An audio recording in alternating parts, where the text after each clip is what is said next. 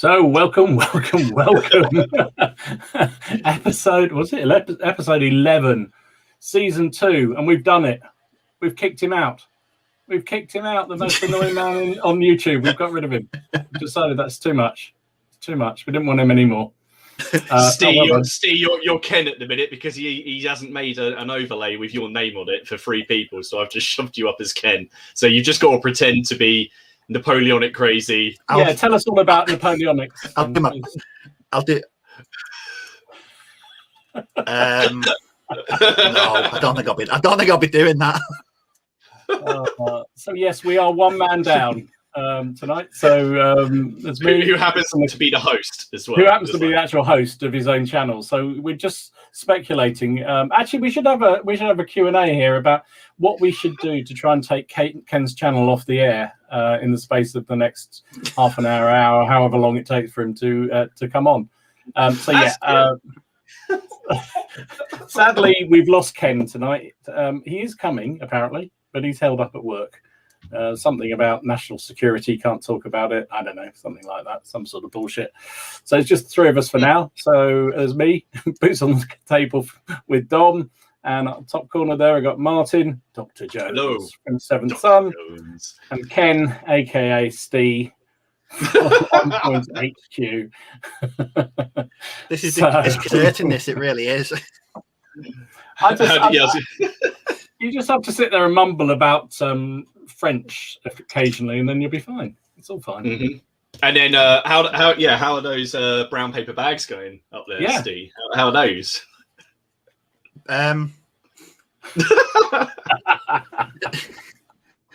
All done. About as well as his. Every single one of it done. Oh, bloody hell! Yes, I don't. Yes, Tim's quite right. He's on a Viking raid. That's exactly where he is. He's out on a Viking. Right. So, well, I suppose we should try and do something sensible then while we're waiting for the old git to arrive. Martin, what have you been up to this week, mate?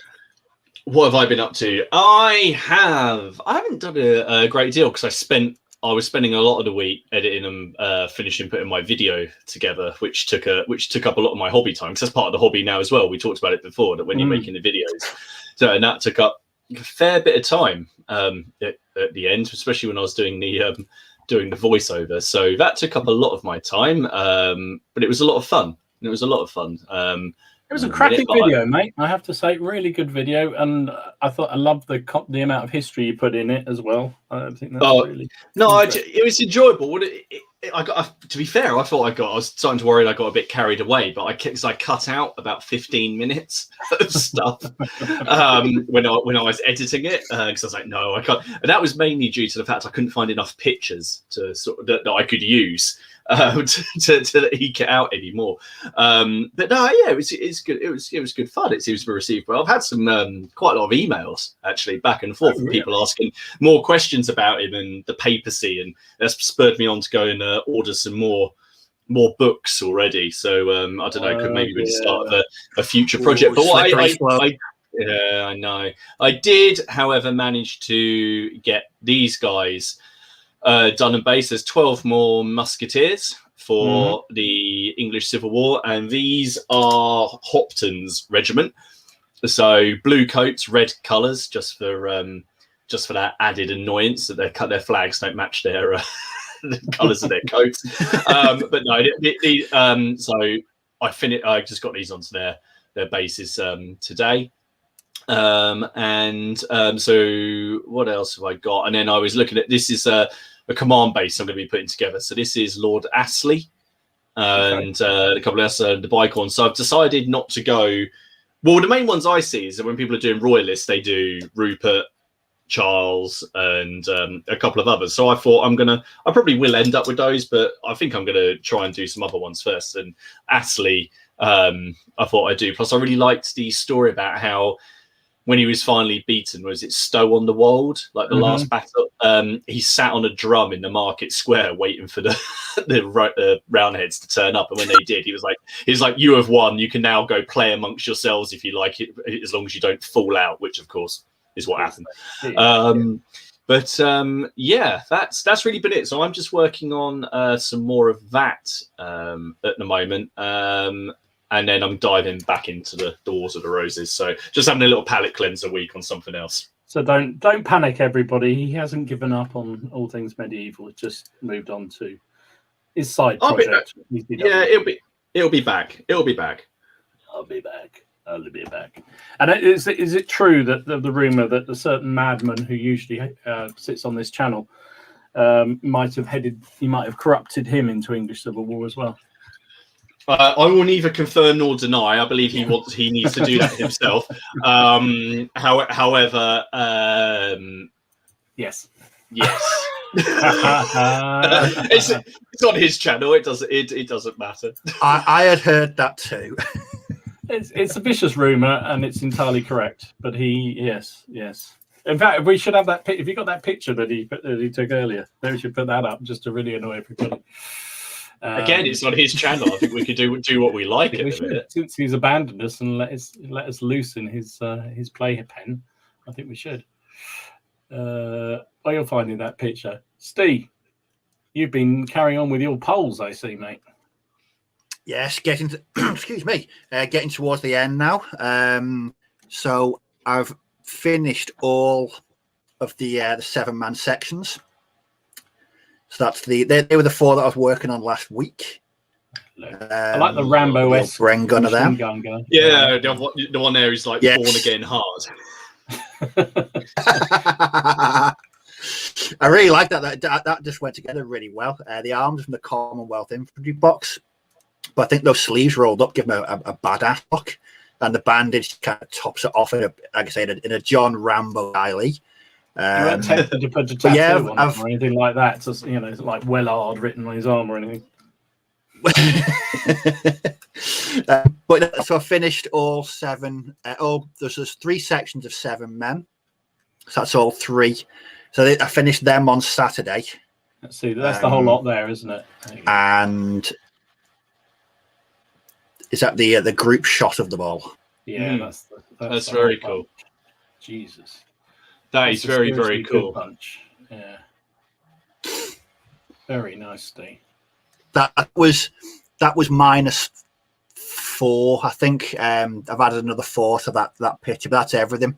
So what I'm doing now, excuse me, is I've kit bashed all of the crew from the metal support section. So the medium mortar team, the machine gun, flamethrower, are all plastic because I don't like metals. So upcoming video on them soon on how I went about doing that. But yeah, I'm going to be sad when this Polish Airborne project finishes. So it means I'll have to concentrate on these Landsknechts, and I'm not particularly looking forward to that. And you made a purchase. I think you should say what your purchase is. Again, it's on Ken's channel. It doesn't matter. Yeah, you can tell everyone about what you've been up to. So, what have you done today? Come on. This is confessional now. I decided to venture into a new game system, which is just a teeny tiny slightly away from what I'd normally do. Now I know Paul from Paul's Paint Shack plays this, so he's going to be interested in this. I bought myself some the rules for burrows and badgers because great game. Great game. So I'm looking forward to it. I really am. Dom's reservations about this. Before we got on air, these two were going backwards and forwards talking about these badgers and burrows and showing off models and everything else. And I just looked at Steve and I thought, what we've done to this man when he started the beginning of the lockdown and he came on this channel, he just did Second World War. That was it. I mean, he did German, then a bit of variety, did a bit of British, and then went back to Germans, and then suddenly he's into Landsknechts, and now furry animals with shotguns. For sake. Look,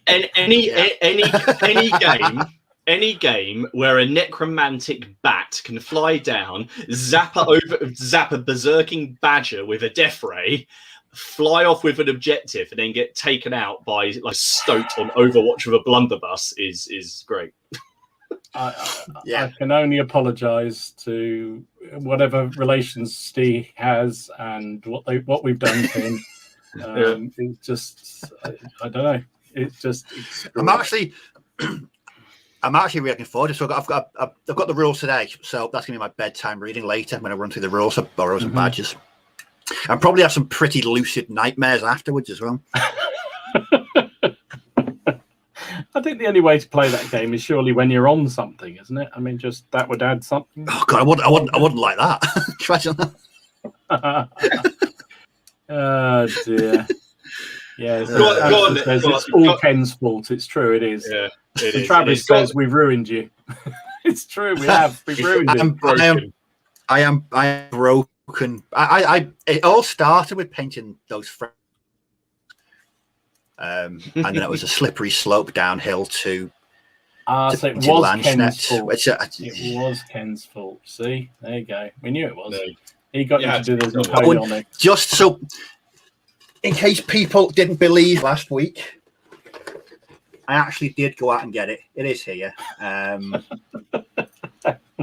In case people thought I was telling porcupines, no, it is here. Oh my goodness. Come on in, Dom. What are you working on? I saw you post. What are you up to, Dom? Today, so I'm going to go make a cup of tea. Right, and I'll get going. Yeah. So if you haven't painted, if you've painted less than 300 figures, I'm going to be officially disappointed. I haven't quite got to that now. I literally started this week thinking I haven't done that many, and then I started to count them up again. I thought, shit, I have done a fair bit. So there you go. I did a tank. There you go. So T60. I like that. Yeah, it's nice.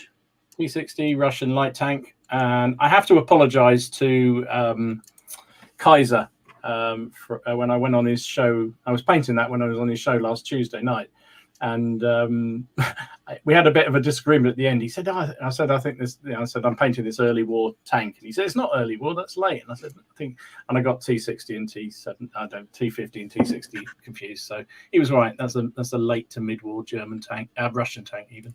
So that's what I've been working on there. Oh, I'll do this one first. I showed this on the Facebook page. This is a couple of Native American tribesmen. I love that Magua there. Yeah, brilliant. They're lovely figures, aren't they? Really, they are straight out of Last of the Mohicans. That one on the left. After he tears the heart out of the British general, isn't it? Is he? That's it. It was a special. I think these were part of the North Star Kickstarter. I think they were. Really enjoyed doing them. Most people would have brought along a packed lunch to battle, not just eating a raw human heart. That's just poor planning on his part. That's true. It's very true. And I continued down my stash route. So I found I had a whole lot of hoplites, plastic hoplites. So I thought I'd just knock them up. So I knocked these 16 up. So I'm quite pleased with these. Just as you do, As you do. As you do, yeah. 16 hoplites. Did you have the shield transfers as well? I did. I had them in the stash somewhere. So they're on eBay. I'm not keeping those. They're just to get rid of them. Really, just wanted to paint them up, get them out the door. Quite pleased with them. They come out all right. Then I had a bit of a withdrawal symptoms. Went back to Napoleonic. So I did this Dutch Belgian foot gun. So I'm trying to build two forces for sharp practice. So in that new, I don't know whether people saw it, the Lardis did this Christmas annual thing, or one of their, where they do sort of other army lists and things that didn't quite make it into the official books. And they did a 100 days war campaign list for the Brunswickers and the Nassau, amongst others. So I'm building that. So the Dutch Belgian gun goes with the Nassau because they don't have their own artillery. And then I did some Brunswick light infantry just to keep them happy. So a slow week then. Slow week, really. Yeah. In fact, slow week. In all honesty, wait. There's more. I don't think there is. I think that's it. That's it. I'm not saying any more. I'm shutting up now. Let's have a look at some of the comments. Let's have a look. Hang on. I'll switch friends. You should probably say, as always, we are sponsored by Carl over at Mez's Miniatures. I have noticed some quite nice new looking V&V models, some more V&V models on there, which I'm going to make my wallet hurt. But as you can, if you go and visit mrsminiatures.co.uk, there will be a discount code later on in the show, which we'll put up, which if you hang around for, will net you a very cracking 10% off on the store. So stick around. There you go. Yep, indeed. Well done. And also, the bit we always forget is thank you to people watching this back after the occasion, because we get a lot of people viewing live. God help you, and thank you very much, all of you. But we also have a lot of people coming back on. Although we might not do after we've trashed Ken's channel, since he's left us here in charge. It's just it's the time to do anything experimental, because it's not going to affect content. So if there's anything you want to do. Anyone want to do experimental dance or anything like that, or have the urge to sing? To tell you what, I've got a confession. I absolutely love 40k. It's great. Future news: the channel will soon be 40k dedicated. Just throwing that one out. I heard that rumor, Steve, that that Ken's given up. He's selling all his Napoleonics and he's going back to 40k. He loves it so much. He is indeed. Yeah. Wow, scary. He's gonna so kill us. It's unbelievable. So let's go and have a look in the chat. Over here. We got Tim's here. Hello. He was here first. He was here about half an hour before we even started, Tim. Wow. That's keenness. Well done, mate. Well done indeed. Well done. And Nick was straight in behind, super glued himself into the queue next in line. Yeah, absolutely. Steve was here. Evil Jim Reaper was here. And we all have to say thank you to Evil Jim Reaper, because he sent us a copy of the revised SPQR rules. Yes, I've been. I opened it, and I might just miss it. There's no Carthage. No, I don't look at. I haven't looked at anything to do with SPQR. But all I've done is listen to you rant for about a year about it. Do you know, I didn't rant that long. I didn't know. So I opened it up. I was like, I've got some models ready. But so I'm going to but I have got plenty of ghouls which I've got to make up, so I will have something for it. But I was like, I should have some stuff already done for it, but no. I've been sort of working my way trying to find where things have changed. I can't actually see an awful lot apart from the points. That seems to be as much as I can see. There's one possible thing written in that I didn't think was in there before, but I'm still going to work my way through it. But yeah, thank you. Thank you, Jim. No, thank you. Bugger.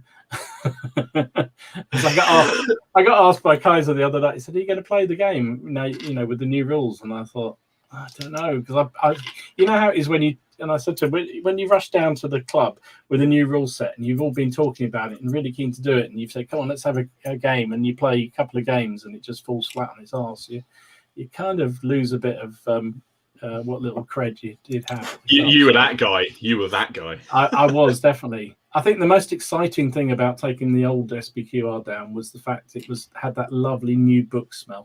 That was it. That was the sole good thing about it. We spent more time sniffing the book than we did actually playing the game.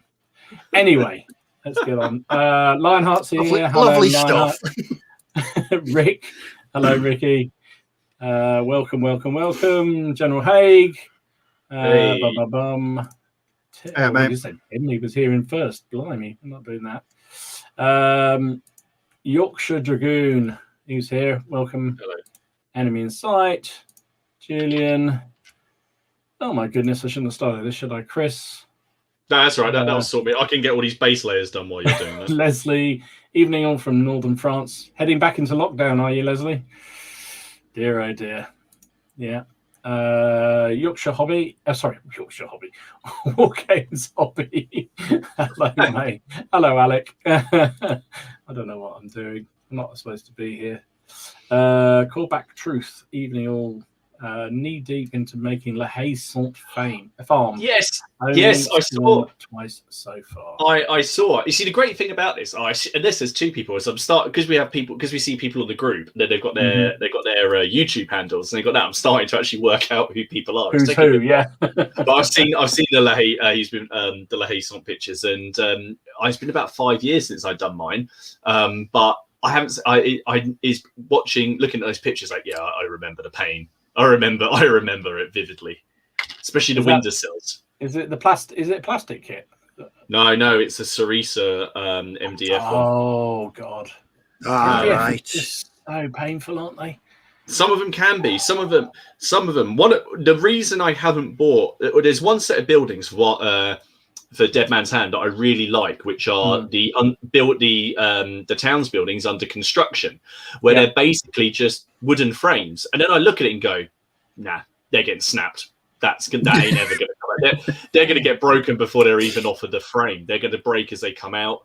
And to be honest, and I spoke to one of my friends who said, "Oh, you know, well, it doesn't matter. It gives it that look." I was like, "Well, by that logic, I'll just buy a load of coffee stirrers and make a just chuck them in the pile on the floor." Yeah. That doesn't make sense. Ah, dear. Gludden's here. Hi, Rory. How you doing, mate? Hey, Joshua. Good, James. Yeah, Josh. 5 minutes to myself, if only. What a great name that is. 5 minutes to myself. You're never going to get that. If you've got kids, you never do that. Peter, how you doing, Peter? Good evenings. Hello. Steve. Evening all, he's saying. Stoic Steve. Wow. Well-timed intro. We almost get it right. I almost got it right tonight. I think there is actually, in all fairness, I think there genuinely is a delay that you can't possibly run one straight on after the other, because I've tried every way and it just doesn't work. Julian Dale, no Frenchman. No, we buried him. We've had enough of him. He's gone off to play 40k. Joshua says it's the first time he caught the start. Well, it's probably one of our better ones, mainly because Ken wasn't here to talk French. Yes, sorry, carry on. No, I was going to say, you know, he says he's caught the start. I hope it was worth it. You caught the right ones. To be fair, that's brilliant. What is this, number 10? Number 11? This is number 11. Number 11. There you go. 11 attempts. There we go. I'm gonna skip through a lot of these though. Sorry, we've got loads and loads of people as usual, but thank you very much for everyone who's. But there was a couple of comments I was going to go to. Old School says papal leg meddling was a surprising angle. Yeah, that was a reference to your video. That was fantastic. Yeah, but wasn't he a shitbag? That bloke though. If people watch the video, but basically do you know who he reminded me of Ricky Gervais's character from The Office. He's like this horrible middle management person who is exercising more power than he actually had. And eventually, you know, he got found out and basically dealt with when the big cheese actually worked out that he'd displayed the papal banner without permission to incite civil war. To be fair, I will say though, he got off a lot lighter, given the standard of the day, which was, you know, you're hanging, drawing, quartering, burning, castration, you know, feeding it. He got off relatively lightly. He just got sent to basically a retirement abbey. Yeah, and when you said that the video, and then he got, you know, pulled up and tried for his. I had visions of he was going to be ripped asunder and all sorts of nasty, you know, things shoved into holes where they shouldn't belong and all that kind of stuff. And it's he just got stripped of his titles and he got sent to some. Yeah, I think that might have had something to do with the fact that the Pope that did it was ill as well, because he died, I think, the same year or just shortly afterwards. So I think they were more worried about him. But my favorite, I'm just going to say this now, my favorite thing about that whole thing was finding out that little connection to Vlad the Impaler and trying to work out a way. It's like, yes, but then that did get me thinking about, you know, Ottomans and a Wallachian army and stuff like that. So, but yeah, it's just a problem when we do these projects, and we all do it, and we find these little holes, little hobby holes to go down, and I think I might have just found one. So yeah. Well, before we came on air, sounds very posh. That came on air, doesn't it? Came on air. Steve was talking about Landstick projects, and Martin was mulling the whole idea about another project around that as well. So yeah, this is dangerous, and we joke on the Facebook page all the time about somebody's blaming somebody else, but genuinely, I think we're all to blame of everybody getting us into something. But yeah. It's ridiculous. And if it's not one of be one of the channels we follow and watch. Jesus, crazy. Travis has joined. Hi, Travis. Yes. Hello, mate. It's 1 o'clock in the afternoon. Yeah, Travis. Lunchtime with the plastic crack. Eh? God damn. Anniversary of Stowe yesterday, says General. Oh, okay. There we go. Didn't know that. Didn't know that at all. Graham War Games Vaults here. We had a cracking game on Friday of muskets and tomahawks over Zoom. That must mean you won then, because you're talking about it. I did win, and you know the other even bigger shock is the fact I played French. Wow! I played French against Spanish, and we won. And I had a group of marauding dismounted dragoons that were pretending to be Voltigeurs, and they just absolutely trashed everything they came close to. It was really funny. It was a good game. But if you want to see it, go over to Graham's channel, because I think he's put the footage up already. So check it out. It worked okay. We had to modify muskets, because obviously in muskets you get 3 cards and you can choose which one to play. Yeah. So we had to play it that you had to play the card that you had, which I think takes a little bit out of the rules, but it was good fun. And also he's made some Napoleonic variant of it himself, homebrew. Him and Alec have pulled together a sort of army list that allow you to play Napoleonic version of it. The rules work very well, actually. I mean, hopefully the proper ones will be along soon. But, Lionheart says, nice looking airborne state. Yeah.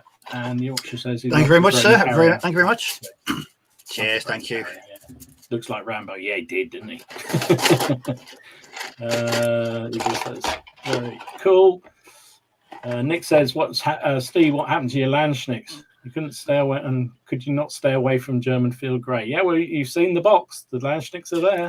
That's what that rustling noise is. No, sorry.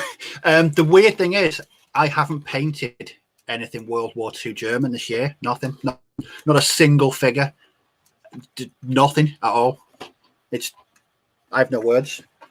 I tell you, Steve is broken. That's all we can say. Leslie says, how did I musket? I was just saying about that, Leslie. It went really well. It was a good game. Good game. So it was all fun. What else we got here? It's all Ken's fault. Yeah, it is. You're quite right. It's always Ken's fault. Yeah. Peter says those Polish look excellent. Thank you very much. Celeb says, recently got into British Napoleonics. Martin, your battle reports were in large part the reason I took the leap into black powder. Awesome. Thanks, gents. Thank you. Always enjoyed the stream, and cheers from the US. Welcome. Welcome. Lovely stuff. Somebody else onto the Napoleonic bandwagon, just as Ken drops off and goes off to 40k. Oops, sorry. Shouldn't do that. I think I'm going to move on down. See if there's so many comments. My goodness. Dragoon says he's still waiting for Franco-Prussian set to arrive. Don't want to start anything else at the moment. I've got to get on with my next lot of them, because I've done the first 2 regiments or 2 groups. I need to do some more. And I think that is pretty much it as far as I'm concerned. Nick says, thanks. Think Steve asked before about what his army, his Landschnicks, could battle. The Danish Landschnicks used Landschnick mercenaries when they invaded Sweden. Is that a tongue twister? Oh, nice. Certainly. That is an interesting though, isn't it? Yeah. That's given me. I have looked at the Swedish infantry, and they look quite nice. What I'm thinking of doing though is having educated myself recently on the Italian wars. I think I'm going to try and pick a battle or a period of those wars and try and build my Landschnicks around that. So that battle I was talking to you guys last week about, I think that might be quite interesting. So I could even throw Spanish troops as well. What am I thinking? What is happening here? I can only apologise, folks, for the fact Steve has completely flipped. That's all we can. That's the only I need to go for a lie down or something. It's just awful. I think you need more than that. Right. No, I think what was Kem going to talk about tonight? I think it was Kem was going to talk about wasn't it? Burnout, but he's so burnt out he's not here. He hasn't bothered to join. Yeah. I've got a question though, a bit of a talking point, and this actually came from today. Right, got me thinking. When I was so when I bought my copy of Burrows and Badgers, I bought the Kindle, so it straight away, instant, cheaper, straight to my tablet. What in your opinion? What's going to be the future of physical rule books? What, as in, will we still use them? Do you mean? Yes. I think, in my opinion, I think we always will, because there's something incredibly satisfying about looking up a rule and then finding out you're right and slamming the book shut. Do you know, I mean, I'm old school, and I just can't get. I've got digital versions of rules, but then I'll, get them printed out basically. So I can't deal with it. There's something about having a physical copy. For me, I just like having it, even Yeah. I think games. There's a lot of companies now that make their rules accessible in PDF copies. They give free quick start versions of the rules, and I think that's a great thing. I think being able to test rules or having free versions of the rule book it is good, because people who are into it will buy it. Or they give you the system, and all the fluff and stats for the individual units are in the bigger book. Hordes and War Machine, their rule book is 350 pages long and free to download. I printed it and bound it, and I've only looked at it once, but it's there. But I think that's a really good way to use it. But I don't know. I mean, I guess people will move digital. People will. I wouldn't be surprised very soon if some rules were only available digitally for new systems, because especially for people who are looking to start war games or start their own things, if they haven't got the production cost of a rule book, then they can get things out there a bit quicker. Yeah, it just got me thinking today that I'd at one point. So this afternoon, I thought, Burrows and Badgers rule book. An hour later, I had it. It was there. It was in front of me. I mean, is that just the nature of that? I'm being quite philosophical tonight, aren't I? Is that just the nature of modern society? That it's that instant. I want this, so I want it now type thing. I don't know. It's a bit of a strange one. I mean, I find it quite tricky. So the Franco-Prussian thing I'm doing, Eagles of Empires, they only do it as a PDF, their rules, and they sent them to me immediately. So, like you say, I had the great thing. I placed the order, and before the figures were even right, I had the rule set there to read through, which to Martin's point was great, because then I could sort of get an idea about what it was going to be like and blah, blah, blah. And that was good. But I couldn't deal with them long term. So actually I sent them off and got them printed out. So I've got them bound in a, ready to go. And then they sent me the upgrade rules. And I've done the same with those. I find it really difficult to manage just the digital version. I think partly the bit I find it's the same when I read a lot of Kindle books, and I do like Kindles, but I don't read historical books on Kindle because the maps are so terrible. You can't, then they're describing a map, a situation on the battlefield or a campaign or something, and I'm the sort of person that will flip back to where the map is and have a look and say, well, yeah, I can see where that was. And you can't, well, at least I can't really do that on a Kindle, and I find it, when I do, I just find it really difficult to read. So I'll always buy, most often will buy those sort of historical books in physical edition, just so I can play with them that way. But yeah, I know it's a generational thing. I'm sure younger kids coming into the hobby, they'll just get digital, because why wouldn't you? But it's definitely an interesting point. I think again, it's another medium to be used to promote and widen the the best of both worlds. You got both. You know, I think it is a very good thing, as you say, that you can have the rules, before and check them out. You know, or you can try rules out for say £5 and get a PDF, and if they're crap, that's round it, it's the cost of a pint. So that's true. That's all you've lost out on. Where I don't know about you, but I have spent 25-30 quid on books before, and then not particularly enjoyed the game system, quite frequently, or don't play it that much. So I feel a bit more gutted.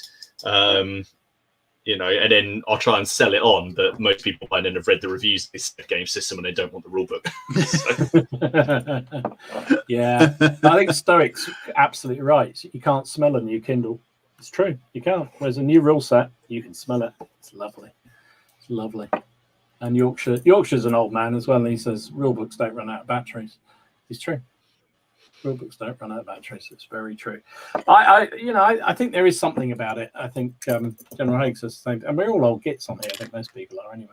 Not all of us, but most of us are. Like physical copies to flick through. Great to have the PDF for searching and traveling. That's true. I do think so too. Yeah, I think it's true.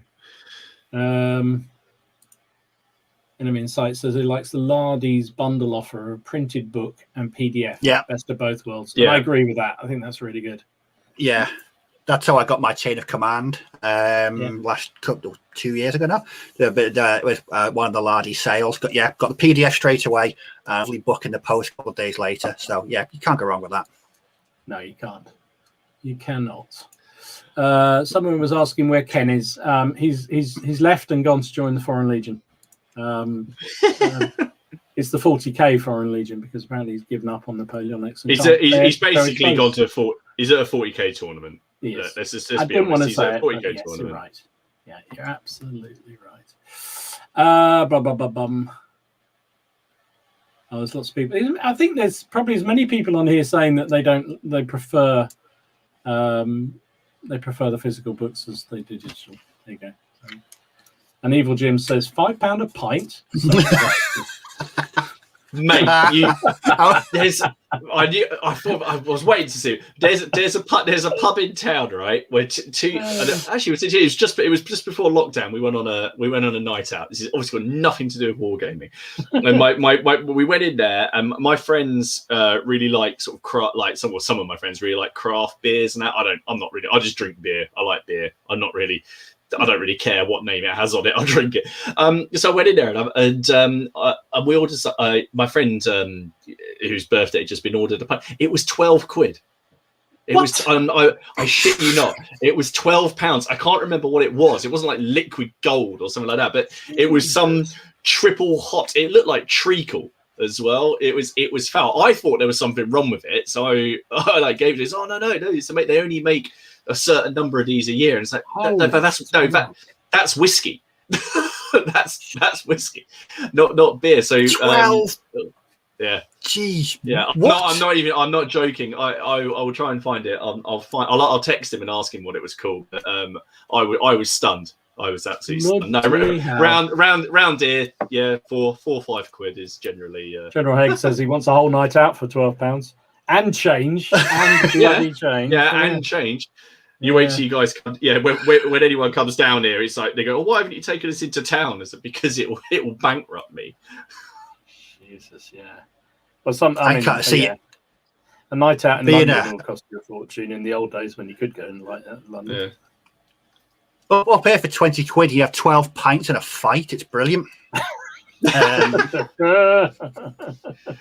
No, that's true. I went to visit my Hayley's family in Newcastle, and we were at a club, like a proper social club, and I went up there and I ordered like 3 pints, 2 wines, a G&T, and something else, and I gave him 20 quid, and I got like a tenner back. I was so sort of shocked. You didn't order I think my local something with a slice in it or anything like that and get your head kicked in, did you? No. I think I've been accepted up there now although I still think I'm like a novelty. Love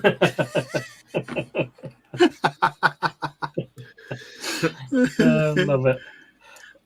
Excuse me. I think a night out in Newcastle was one of the times I genuinely I went between terror and just sheer delight in equal measure and within the space of a few seconds every hour. It was just amazing. It's just the most extraordinary place ever to go out for a night out. It's brilliant. I had an experience like that, but it was in Hull. So I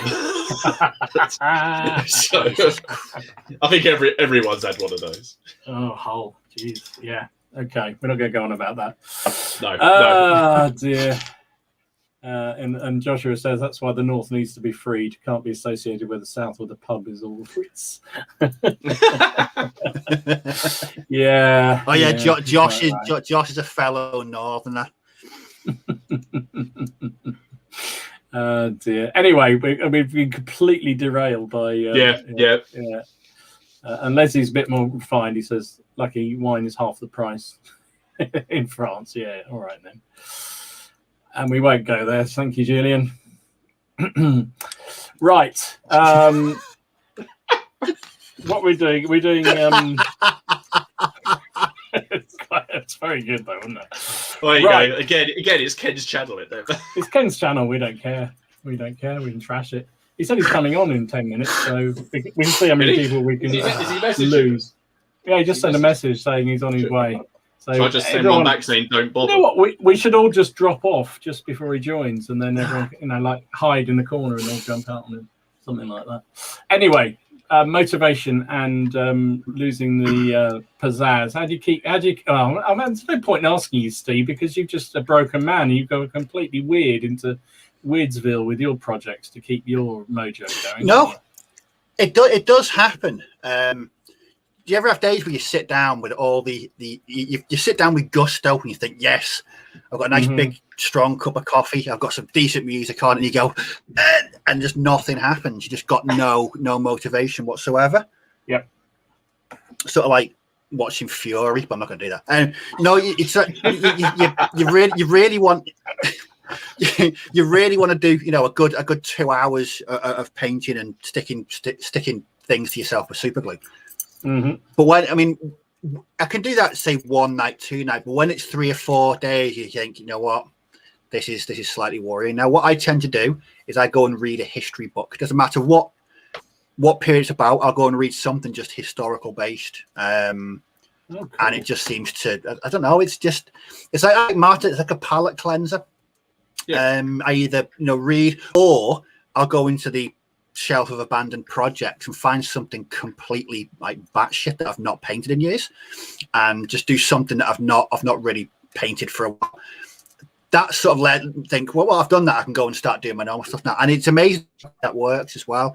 I don't tend to get hobby burnout. I just sometimes it's a bit of a motivational wane for a couple of days. Apart from that, no, it's not something that's really, really ever affected me. How about you, Martin? I'm a little bit like Steve. I mean, I wouldn't say I get hobby burnout. I get burnout just because I'm tired because of work and kids and things like that, and they'll get in the way because I don't like sitting down to do things unless I can do something meaningful with it. I hate sitting down, getting ready, painting like a face, and then having to go. It annoys me because I didn't just sit there for the rest of the evening being annoyed because I want to get it done. So I'd rather sit down knowing I've got like half an hour. So, for example, if Haley's watching some terrible telly, I'll for an hour, right, I've got a good solid hour here. I'll go and get something done. I guess it's a bit like tonight. I'm not abandoning my Wars of the Roses project. I haven't had enough of it, but I'm painting up some English Civil War stuff just to vary it a little bit. Yeah. I have multiple projects on the go that I can always draw from. I got those Moonstone miniatures, which are individual miniatures, a bit like Burrows and Badgers, which I'm sure Steve will have. So as Steve is painting up his Landschnecks, as he's when he's done 24, he can then go and paint like a stoat and do something cool, completely different, and then come back to it. So that's what I do, but a bit like Steve, I tend to read, and that gets me into periods quite heavily. So I would I try really, really hard not to set myself unachievable goals. I mean, I don't know how Ken bought all of those. Well, he hasn't finished them all, has he? But all of those Napoleonic miniatures, having all of those sitting behind me, I would do my head in. And I know he's got through half, and he's got as much as he's already done to go through. So doing that, whereas I prefer to buy things in manageable chunks. So my Wars of the Roses project, I know I said I bought 200. I bought 200, but I know I can deal with 200 quite comfortably. And then if I get to the end of that, I want to do more, I'll buy some more. So to avoid burnout, I don't overreach. I just buy things in manageable chunks. Okay, it probably means I end up paying more postage, but it also means I get my stuff done. So it doesn't really bother me. One thing as well I always make sure I do is that I don't, if something's not interesting me or I'm not enjoying it, I don't just power through. No, I think that's a way of ruining the hobby for you. When it becomes a chore, you just stop. You don't do it anymore. That's why when I was painting these epic ACW, I towards the end of painting those four, I found it to be a bit laborious, and I've not painted any of them since. Because for me, painting shouldn't be something I've got to force myself to do. It's something I want to do because I enjoy it. Yeah, completely agree. Yeah. What about you, John? I think I'm the same as both you guys, really. I think I mean, obviously I stockpile because the world might come to an end and the shops might close, and I'm going to have plenty of things to do in the pandemic. Oh, hang on. But yeah, but apart from that, I think sheer variety of figures. I think having different things to do is absolutely, for me, the key thing. And I've said it before, I'm almost entirely motivated with my painting on what I'm playing, which is why it's been a little bit challenging with the whole lockdown thing, because I'm not playing, or haven't been playing as much. So normally it's like knowing I'm going to have a game next week or 2 weeks time of certain system. I'll think, I've got that unit, I'll paint that up, and that'll give me that focus to do it. But like you say, having just something to change to is really important, I think, for just keeping that variety. Inspiration, whether it's sometimes just me watching someone else's video, you think, really, they're fantastic figures, or somebody does a really cool job. I think that's what happened with the ships, the Second World War ship thing, because I think I saw some of the videos that people were posting of them, and I thought, you know what, those spare tires aren't that bad. I think I wouldn't mind having a go at that, and so that's kind of what drove that project. But to Steve's point, I absolutely agree that you don't. I don't power through things if it's something I'm not enjoying. I just move it, put it into a box and put it away, or move it to the side of the table, and get on some other things. At the moment, I've got on my table a group of American War of Independence British Grenadiers, and it's not. I don't want to do them. They're lovely figures, but it's just. I'm just not in the mood to do them. So they've sat there. At some point, they'll either get painted or I'll put them back in the box and put them away again. Oh, my God. Oh, my God. My God. Hey. Right, everyone off. Let's go. All right. Bye. See ya. We'll leave him to it now. Hello. See ya. Sorry, I'm late. Oh, fucking hell. Jeez, you are terrible. Well, while you're getting yourself all sorted out, we'll just carry on through the burnouts. We're just talking about burnouts. Yeah. Oh yes. Oh yeah. How did you do? How did you win? Yeah. How did the tournament? How did a 40k tournament go? Who are you talking to? You. Well, you don't want to. You might want to scroll. You can't pretend anymore. We know the truth. Work. You called it work. You what? Well, it probably is quite hard work doing a 40k Did you tournament. win the tournament? What tournament? What the fuck's going on here? Was it Elder or was it Imperial? We heard that you were attending a 40k tournament while you were late. Yeah. Why the fuck would I do that? But we heard that you'd sold your entire sensible collection and bought on a whole load of 40k. Sold my entire. Gave it away. I heard. Was it gave it away? Was it? Bloody hell! Shocking. All those Shocking French. mega. All those French. French? I ain't give no French. Oh god, what's the rumor mill going about now? Then are you guys spreading more rumors? No, not at all. It's as truthful as the fact that Steve is painting up badgers. Oh yeah, right. Yeah, is Miller there? Is he in tonight or not? Yeah, Miller's there. Miller's there, but I don't know how fresh your announcement's going to be, but I don't know if Miller was about. No, Miller has no idea. Oh, okay. It might do because we might have let it slip earlier, mate. But there you go. What do you mean Martin made a slip? I didn't make a slip. No, I said we might have made it. I thought you said Martin made a slip. Sorry. I think it was me. Outrage. He made a slip. No, I didn't make a slip. I said. I said you've given up. You've just ruined my video for Friday. No, you're done. You're done. Celeb says, speaking of burnout, I've been on quarantine for 2 weeks, and if I have to paint another drummer, I'm going to lose my mind. Steve's the man to talk about drummers. He loves them. Absolutely loves them. You're preaching to the annoyed here. Steve, have you seen the Imperial Guard marching bands that you can buy? Have you seen it? Yeah, I asked Laura for this, but I never got them. Yeah. Was it 24 drummers or something like that? Yeah. There's a unit of 24 drummers. Do you know there's about 250,000 things that I'd rather do or than paint that. And I think number 5 is like my live disembowelment or something. There's no way I'd be painting. No way I'd be painting 24 drummers. That one was bad enough. Oh, my Lord. Brilliant. As I said, going to work is their problem, not hobbying. It's true, actually. Yeah, work is just an inconvenience. Yeah, it's tonight. Bloody thing. Yorkshire alternates between painting and writing his book. Oh, what are you writing a book on, mate? What's that all about? Tell us. Hamsters with you, says drummers can be a pain. Depends on what period you do, to be honest, and which army as well. Some of them are dead simple. I think musicians are just awkward. Is it just me? They're just awkward. I've started not even putting them in my units now. I like drummers. I like buglers as well. No, I just don't like them. The thing is, I can have a perfectly good-looking grenadier there.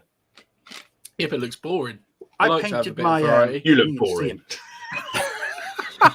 You look boring. So that's look boring. Go on, Steve. So I painted my Lanceneck drummer. I really enjoyed that. It was a nice funky drum. No piping off. Yeah. I don't mind a bit of drummerage. None of that. For different things. I mean, some of the Napoleonic ones are a right pain in the bum. That's for sure. The Italian drummers are not the nicest of things.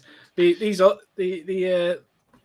guys are nice though. You can get their drum just right, and they're cool. Right.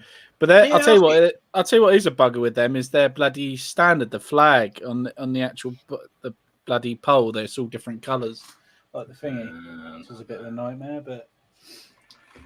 Hamster says he tends to take a break for a week or two and do nout. Yeah. I can't do that completely. A day, maybe. I mean, I think there's nothing. There's nothing wrong with just putting your paintbrush down and watching a movie or doing something else. Or no, exactly. There's absolutely nothing wrong with it. You don't have to feel pressurized. I mean, I know people talk about doing a certain amount every day, and I think that's actually not a bad idea. Just to keep you motivated, but I think also, you know what? If you don't feel like it, or there's something better to do, don't. It's supposed to be fun, right? It's supposed to be fun. Yeah. You look at some people that you think, bloody hell, is it fun? Play some video games and stuff for a little bit, just something a little bit different. Yeah, that's what I've been doing. I've been playing. You guys will laugh at this. Have you ever heard of a game called Stardew Valley? I've heard of it. Yeah, my mate's playing it. Stardew Valley. Yeah, she probably does. Look, Google it, Martin. It's like a little farm thing. So addictive. No, honestly, you look at me like that. It's really cartoony but addictive. It's quite fun. But yeah, just been playing that this week a bit. But I've been building as well, so switching it up as well. You guys say about like if you're painting, do some building, or you can do what I've done, which is ultimately crazy. And when you got burnout and you're bored of all your projects, is what you do is you go on the internet and then you start a whole new project. Yeah. Hello, Pike and Shot. Well, if the cat's out of the frigging bag now, cheers, lads. Yeah. This looks shit. What's that, Don? Is that Russians? What the hell? Oh, shiver me timbers. Okay. Okay, that was my boredom night the other night. You weren't even drunk. What do you mean I your wasn't night? even You haven't drunk. done them all already, have you? No, I haven't even started them yet. They only arrived today. I'll get them Oh, done by that's all right. tomorrow. Yeah. What is this? Pike and shot. What is this bloody Space Marine slut? What is going on here? What is going on? What have you said? Nothing. You have to watch it back. Alex says, I get burnt out when I have a huge number of projects, but can't make up my mind what to do. Can't make my mind out. Dom obviously never gets this. No, I don't. I honestly don't. The variety is just what keeps me interested. That's what I love. Yeah. That's what I love. Kaiser's in the house. Hiya, mate. How you doing? I'll fill in while you're getting yourself ready, Ken. Then you can. I'm ready. I'm ready. All right, all yours I'm then. ready. Off you go. Cheers. Right. So Bye. right. Cool. Thanks. Right. We're going to end the stream now. So see you later. So yeah. So you guys have been talking about burnout then, yeah? So Just started, yeah. So what do you class as a burnout? Would you class as just having a break for a few days of burnout? Would you class a month, a week? What would you say then, Martin? What would you say burnout for you would be personally? But burnout for me would be if a project, I find a project so frustrating that I can bring myself to paint it. I guess that would be burnout. Or if I wouldn't necessarily say if I didn't like painting something and therefore I got rid of it. That's just a decision. But if burnout would be if you've done so much that you walk away for a while and you can't do it. I've already said, burnout. There could be sometimes there's a couple of weeks where I can't do anything because of work because I'm tired. I don't consider that burnout because I want a hobby, but I don't want to come and do the hobby because I don't want to do a crap. I don't want to do it half-assed. Mm-hmm. As I said to the guys just before you joined, I don't want to sit down, start and then go, you know what, I'd rather be watching something I'd rather just so burnout to me is if you've done so much of one particular project or hobbying that you've worked yourself, you just think I can't do anymore, that's it, and then you have to either give up on a project or you walk away from something entirely. I've got friends who walked away from the hobby entirely because they tried to do too much. So that is a painful thing, and I couldn't imagine walking away from the whole thing. But that must be, that's got to be some proper burnout, isn't it? Yeah, I think people it's when people start putting pressure on themselves to achieve something like it is a job, like someone's going to give you marks at the end of it, yes, or an exam. And then also the same could be true with videos. We've talked about it before. If people who do video release schedules, you could get burnt out making videos quite easily. I can see myself getting burnt out doing videos rather than that. So I don't have any release schedule. I just do them when I want to do them. So but it's that same kind of thing. Oh yeah, 100%. I'm like. I definitely had the release schedule. I've got to change that banner that I got at the top. But now it's if I can release one at the weekend, I do. If I can't, then I don't. Or I try and fit a live stream. I try and fit a live stream in if I can't get a video in. So I like doing those little impromptu live streams. Just so anyone just hanging about and just having a chat. I find that quite nice. But I think the video thing can be a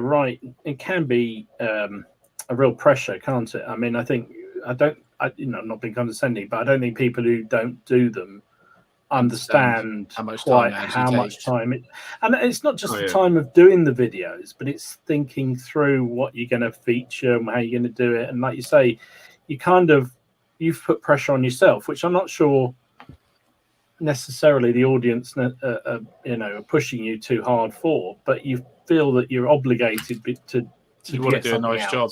You want to do the best job you can.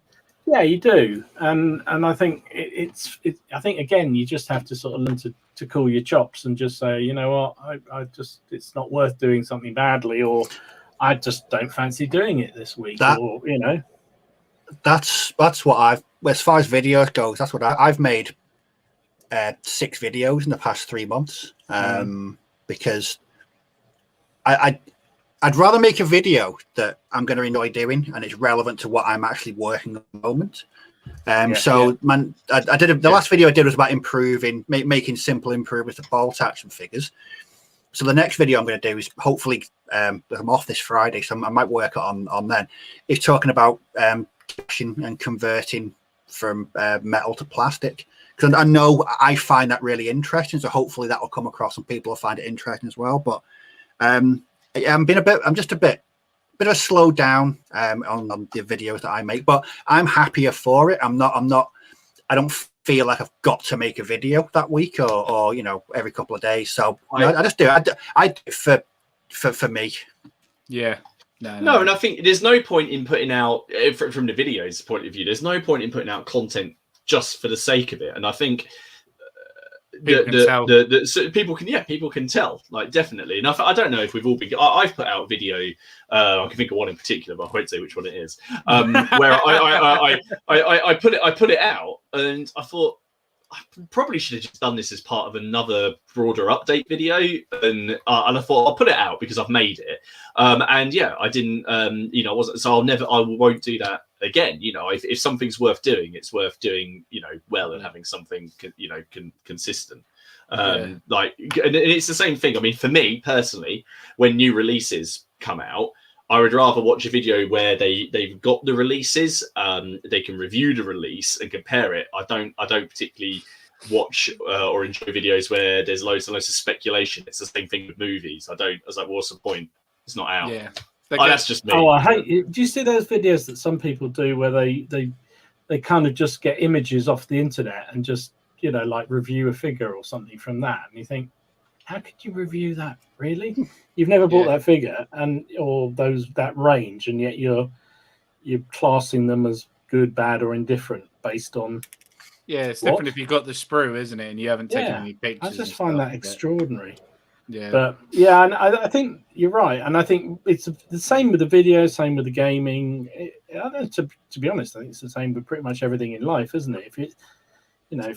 There are certain things you have to do, but hobbying shouldn't be one of them. Yeah. You should enjoy because you're enjoying every it. part of your hobby, shouldn't you? But this is the whole point. This is the whole point of Burnout. So I can see it in the comments. Miller's a happy chap. There's a smiley face. So Ken, what's the plan with the bike and shop? But it didn't take him long to see. But yeah, so for me, like, because I got burnt out on some naps at the minute.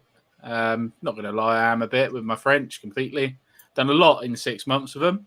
It's nice to paint something a bit different. So exploring the world at the minute. So I got me old World War II paratroopers out at the minute. So they are all out. So I'm planning on doing those over the next few weeks with all my characters and stuff. So keep an eye for that. But what I have done is I found that what gets me through it sometimes is actually starting a new project completely. So this is something I've not done. So I've got a video coming out this week about my haul of pike and shot. And go on. How did I get it? Are you going to share that? Yeah, how did I get it? Yeah. I'm going to share what's in the actual content. But I did a little trade, so that's what I'm on about. Yeah. so folks, if you've been a long time viewer of Ken's channel, heaven help you. Can you remember one of the many projects that he got really excited about and told everybody that he was going to do, and tried to get all three of us into it without have success? None of it, did you? And what's happened to that, Ken? I traded it. So someone offered me. I'll show you. I'll bring up a picture quickly. Basically, I traded. Where is it? I did upload it. I'm sure I did. Did I not? I might not have done. Oh, bloody hell. Yeah, there it is there. I've got it. It's just loading now. So I traded this. So I had my Civil War box set, 6mm. And I just, not been feeling it because I've seen the plastics from Warlord games, and that's what I want to do. Is probably if I'm going to do Civil War at that. But I thought about it as well, and you guys might agree with me here. I've already got Napoleonic armies, black powder. If I just did ACW, it's the same rule system I'd be using, just a different period. So I thought if I go with a completely different rule system, it's another period and a different rule system. So I was a bit more excited about playing something a bit different than I was playing black powder, but with smaller figures and the same rules. Does that make I mean, sense? it's exactly it is exactly the same rules. It's exactly the same. Exactly the same. So exactly exactly. That's why I've gone with pike and shot instead, because it's cool. different. So can I just ask a question then? I have a very relevant question. Although you haven't got into it yet, you haven't started building. Because about 6 months ago, we had a question on the channel that went 50-50, which Civil War is more interesting, and you just dumped your ACW for ECW. Yeah. So does that mean now we're 3-1? Yeah. Because I've been watching a documentary series. I've been watching a documentary series on the English Civil War, and I'm pretty hooked. It's dug in there, and it's like, oh yeah, that's good. So Grandad's Art Space has said, see, now doing pike and shot. Well, Rawless have gone. Rawless have gone Parliament. I think you meant have you gone Rawless or Parliament? Sorry to say, left with a grey tide of Corey's. Never mind, they're fun and nice. I've gone Parliamentarian. So Parliament for me. Yeah, you two have done all right out of it, because you got a model. You're going to get a model each of it. Who had Rupert? I had Rupert, I think. He went for Rupert because I think I've got Rupert. I had Rupert. There he is. There. Hey. He's already painted, mate. Oh. Well, you can strip him and redo him. He's got a little doggy on his thing. Yeah, Boy. The dog's called Boy. There you go. Hang on, we just got to do. Sorry, just 1 second. I've lost it now. There was a yellow card to be administered here somewhere. Flip, where's he gone? Somebody said that they've got bored with painting Napoleonics and they're doing something like Space Marines or something. Oh my God, while they're listening. It was Steve. It was you, wasn't it, mate? It was Steve. I'm sure it was Steve. I saw it. I'm going to have to give me. I'll find it in a minute. Official yellow card is coming. Release the hound. Release the hounds. Yeah. I know this is Ken's channel and it's all about 40k, but we're not allowing that.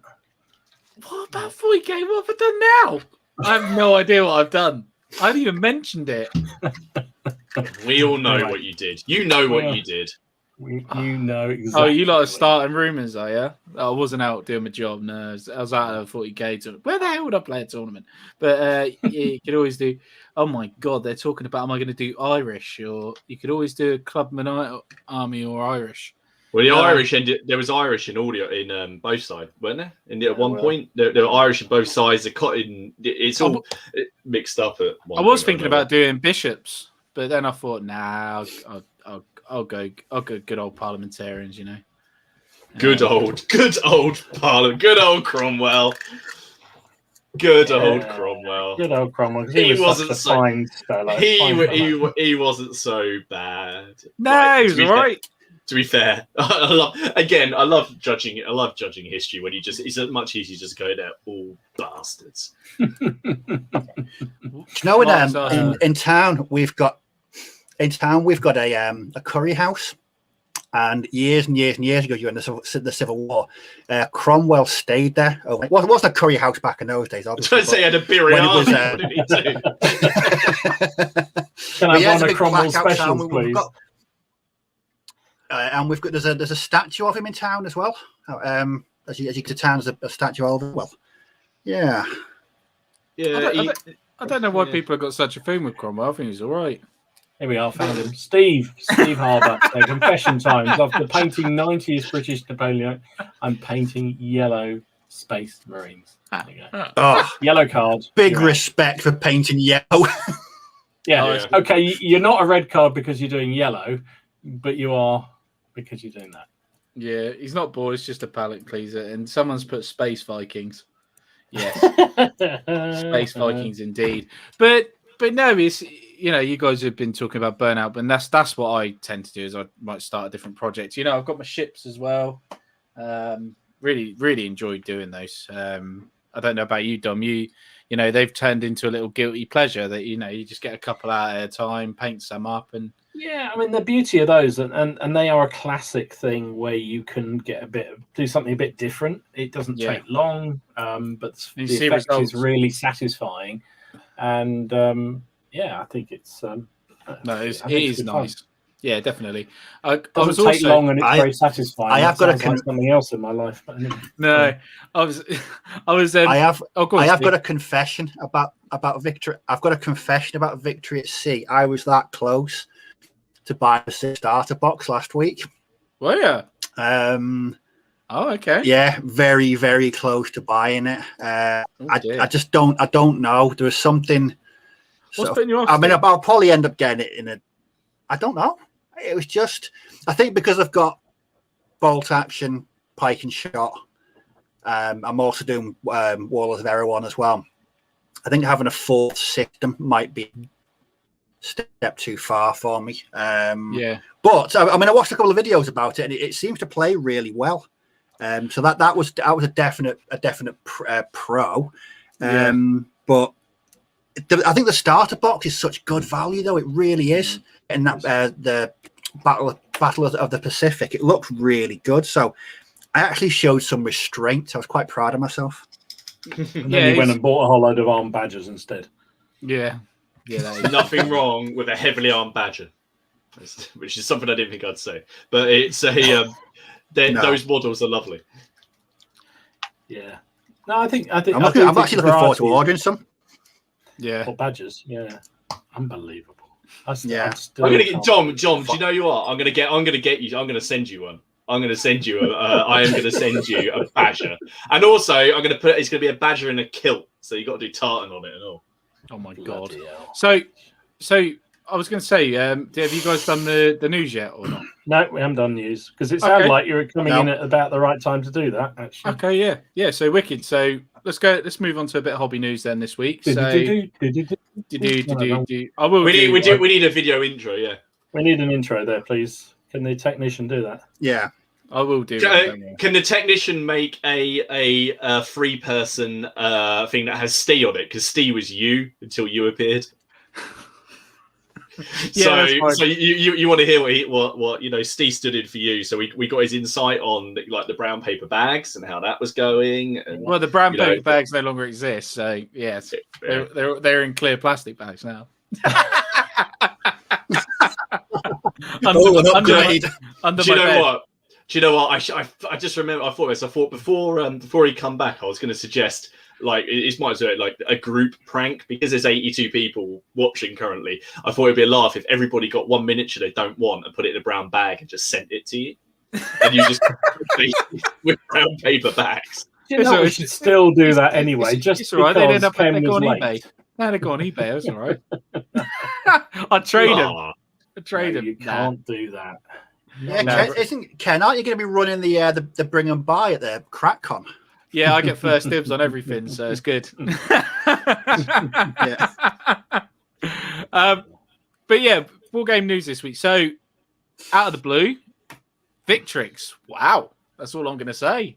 They've gone a bit deep, haven't they? They've upped it. Yeah, they've hit a home run, I think, doing the army packs. So, what do you think? What do you think, Dom? You happy about this? I'm not, because it probably means I'm going to buy loads and loads of things because they just it's a really good deal. I mean, let's be honest, Victrix stuff is good deal anyway. And then you get a deal on an army pack. I mean, the only thing that's holding me back at the moment, there isn't an army that they're doing that I particularly want. I was going to say it's going to suit me just fine with Romans, so I'm fine with that because that'll be the next thing that I do. Will be. Are they doing it? Is it just Imperial Romans, or are they doing it for all of their ranges? I think they're doing them all over. You have to go on the website, but I'm not 100% sure. Yeah, I think they are. I think there's various. I think there's a Gallic one. There's this one. Yeah, there's the Gallics there. They've got the O group stuff as well, the 12 mil tanks and stuff, which I did nearly buy that. Not that one, the German one. Oh, I didn't see that. No, Steve, think of the badgers. Think of the badgers. Oh. I mean, that's really quite reasonable, isn't it? I can't remember. Is it about 50 quid or something for that? Yeah, something like that. There's like 3 packs. There's 184 guys. Yeah, this is what I mean. This is not fair. I mean, I nearly bought that. It's either that or a weasel with a musket. Battleman said, "God made me buy this week Romans and Gauls. Yeah, cheers. They're saying cheers, Dom. I did put it on Facebook. I'm sorry about that, but I just thought it was such a monumentally good thing. However, I did also see, and I did say, "You bastards" to Vitrix. Here is it? Where I put it up here earlier. Here we go. Seen this? Yeah. Holy smoke! These are their renders of their soon-to-be released British household cavalry. Yeah, they look good, don't they? I mean, so you've got these fellas, you've got the other dragoons, you've got all those wonderful Normans coming. I mean, yeah, it's only a matter of time before Victrix get a big order from me. It's not gonna take a lot, is it? So no, it really isn't. Our friends over at the Perrys, they put out a Russian mounted Jaeger. They've done their green stuff work on it as well, so you're getting what it's going to look like. And to be fair, it looks quite nice because if I'm right in saying, look at that plume. Holy shit. Russian or Prussian, can't he? It's a double. Do you know what's really cool about that box set? Because when they were on, they were talking about the fact that you can swap and change. So you can have Prussians or Russians with head swap because they're basically the same uniform. Yeah. But then if you notice that story, then Alan, I can't remember which one it was, who said he'd found a way to put the mounted Jaeger heads on as well. So in that box set that they're going to release is going to have three possibilities on it. It's like, yeah, that's what I mean. So and the Jaeger as well, they're quite, not a lot of people do them, I don't think. So being able to have those as unit choices, it's a very unusual figure range to pick up. It's very difficult to get, I think. Really, so that's what I've seen from the Perrys. But over at Warlord Games, I think this deal is still on for today. So if you've got time, it's free for two. Buy two, get one free. Was it a con? It's a con. Because you think you're going to get 3 of those big army packs for the price of 2, but you ain't. You're actually going. No, you look at the details. It's actually you get a free blister pack. No, you don't. Yeah, that's what it is. It's a con. You look at the actual details. It says, and you'll receive any item from the collection. The collection free. It's not those.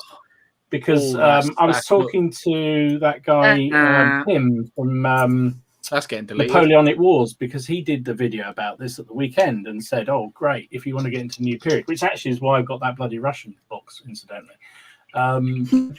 Because I thought, "Oh, great! I can go in and get something." And actually, when you look at it, it's not true. You little gits! What's up with Warlord Games at the minute? What's going on? Really sneaky. So you literally you spend £100 on a couple of army packs, and you get a blister pack for free. Oh, go third party every time then. Sold them. It's not worth it. No, Jesus. Well, in the end, I went on eBay and bought that for £50. So I thought or do that, yeah. And for you, Dom, just for you, another bit of news. The details of the Baron Wars. Bit more details out for it, isn't there? It went live last night. Yeah, it went live last night. Yeah. Let me guess, you've already got your order in? Might have done.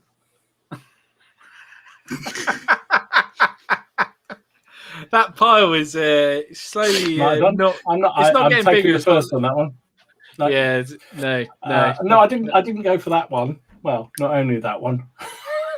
I mean, have you gone for the full set? Have you? No, just the buildings and that. That's all. It's actually a fantastic deal. It's really good, really nice figures. So I'm going for it. I don't care. I am doing a retinue at some point. It's the next thing after the next thing. I'm going to get underway. So. Yeah, you got to do it. Yeah, you got to do it. And don't forget, guys. I don't know if you guys have mentioned it, but we're sponsored by mezersminis.co.uk. I did. Great supplier of Avonpost, V&V miniatures. You head over to his website and use the code at the end of the stream for a beautiful 10% off. I gather it's still the same code. It's still March, or it might have changed. You never know. But yeah, mezersminis.co.uk. I was going to say, because this is I'm completely out of sync of time now. I'm massively out of sync. Why don't we, for a change, then now let's do the pictures then from the work from the Facebook. There you go. Dave said the same thing. He nearly ordered 3 at Warlord. Get £10 something free. Very mistake. Yeah, the cheeky sods. It's cheeky gits. Yeah. So a quick catch up on the old comments, and then I think we'll go on to doing some pickies. So, Yorkshire Dragoons, but cavalry. He's the only person I know that gets excited about cavalry. Have you seen his video? Just as a complete aside, and actually this was one of the topics I was thinking about Yorkshire. He did put a video up where he was talking about all the ongoing horse projects he's got, all the cavalry he's got, and literally he's done he's a batch painting of 90 to 100 horses at a time. Oh my god! And literally on his video, he's pulling out boxes and boxes of horses with the riders just not just undercoated. And I'm thinking, what? How? Martin will cry. It just makes me feel a bit sick. It goes on for about 10 minutes. Just point out, how's your unit of cavalry going this month, Martin? Have you done it yet? What unit of cavalry? You said you were going to do a unit of Napoleonic cavalry every month. No, I said I was going to have them done by the end of a year. No. I remember saying every month. No. I don't care what you said. I don't give a toss what you said. You did this before. You tried to change it. My pledge, which was my pledge, your pledge. What was your pledge? I can't remember. What was yours? Yours was to get every single Frenchman you had painted or something like that. I'm going to go back. I'm going to find out what yours was, actually. I remember. But mine was, and all your World War II. And I think the World War II. The World War II's on the bench. Maybe it was get your 6 mil done. Instead, you got rid of them, didn't you? Just tossed them out like they were nothing. No, mine was to have all my cavalry done by the end of 2021. And it's going all right. I've done 2 out of 10. So I'm doing all right, thank you. No, I know because hang on, haven't you got a few extra? Because you're buying some horses. Am I right in remembering saying? No. So I painted the Italian unit, and then I sat there and looked at the sprues. I was like, I only need to buy 10 more. I got enough to make 10 more riders, so I ordered a bunch of horses. So all I did was replace it. I replaced the ones I just painted. It's like children. Sorry, I got the wrong Yorkshire. Apparently, you got the wrong. Yeah, it was. No, not him. It was. Yorkshire Gaming. How could I get that wrong? Not Yorkshire Dragoon. Sorry, mate. Yorkshire Gaming. Go and have a look at Yorkshire Gaming's website video blog. Very, very good. Lionheart saying sneaky warlord. Absolutely. What else we got? Proper com from Warlord. Jesus, jeez. Yeah, I don't know what that's all about. Why are they being so sly? For a company that every so often they do some really good stuff, they don't every so often then again they'll do something you just think, what the hell were you thinking? I mean, I thought that was such a con. That doesn't make any sense. You don't even get a box of infantry. You get bloody a blister. It just doesn't make any sense. No. Maybe it's just designed to get you on their website. I don't know. So yeah, James said he's ordered that.